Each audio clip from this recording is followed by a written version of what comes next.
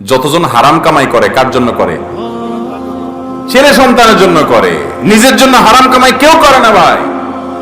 নিজের এক পেট পালতে কয় টাকা লাগে? যদি ছেলে মেয়ে স্ত্রী কারো না থাকতো তো দেখতেন 2 নম্বরই করতো না। কার জন্য করবে? সব কার জন্য করে? সাধারণত যত 2 নম্বর কামাইকারী লোক আছে, যত হারাম উপার্জনকারী আছে, তারা সবাই এই উপার্জনগুলো করে মূলত ছেলে মেয়েদের জন্য, তাদের আখের গোছানোর জন্য। কিন্তু অবাক করা বিষয় কি জানেন? কিয়ামতের ময়দানে যখন আপনি ধরা পড়বেন, এই ছেলে মেয়ের কেউ কিন্তু বলবে না যে আল্লাহ আমার বাপের সব আমাদের জন্যই করছিল, নিজের জন্য কিছু করে নাই, আপনি যা শাস্তি দেওয়ার আমারে দেন, আমার বাপরে ছেড়ে দেন। বলবে? আল্লাহ কোরআনে বলছেন ইয়াউমা ইয়াফিরুল মারউ মিন আখিহি ওয়া উম্মিহি ওয়া আবিহি ওয়া সাহিবাতিহি ওয়া বানিহি লিকুল্লি ইমরিইন মিনহুম ইয়াউমা ইযিন শাআনুন ইউগনিহি। সেদিন সবাই সবাইকে দেখে পালাবে। মাকে দেখে সন্তান পালাবে, বাপ তো পরের কথা, যে না জানি আমাকে এসে ধরে কোনো আমলের জন্য।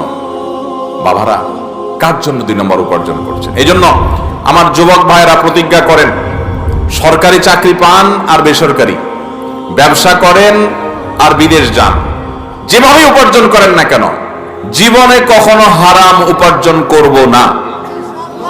নিয়ত করবো তো ইনশাআল্লাহ। যুবক ভাইরা প্রতিজ্ঞা করেন, অন্য কোনো আমল করতে খুব বেশি, নফল আমল খুব বেশি করতে পারেন না, কোনো টেনশন নেই। দোয়া দুরূদ খুব বেশি পড়তে পারেন না, কোনো টেনশন নেই।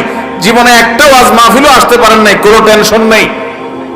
প্রতিজ্ঞা করেন 5 ওয়াক্ত নামাজ ঠিক রাখবেন, রমজানে ফরজ রোজাটা পড়বেন, মেইন মূল ফরজ কাজগুলো করবেন, মূল হারাম কাজগুলোতে বেঁচে থাকবেন, আর সবচেয়ে বেশি গুরুত্ব দিয়ে উপার্জন যে হারাম আছে এই হারাম থেকে বেঁচে থাকবেন। এটা এই যুগে কত কঠিন কাজ জানেন? এই যুগে সব সোজা, এটা সবচেয়ে কঠিন।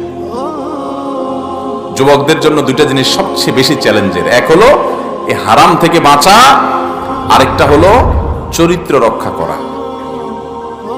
চরিত্রকে হারাম থেকে রক্ষা করা। এই 2টা সবচেয়ে কঠিন কাজ।